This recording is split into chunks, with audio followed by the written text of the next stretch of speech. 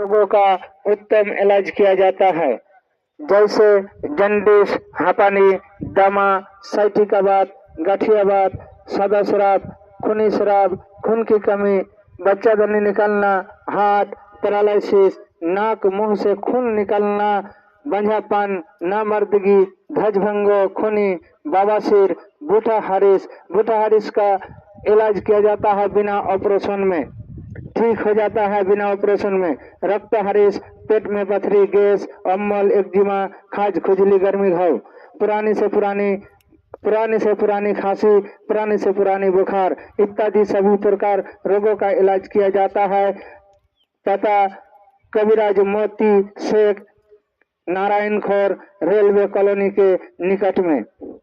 रोगी देखने का समय शनिवार एवं मंगलवार सुबह 6:30 बजे से शाम 5:30 बजे तक।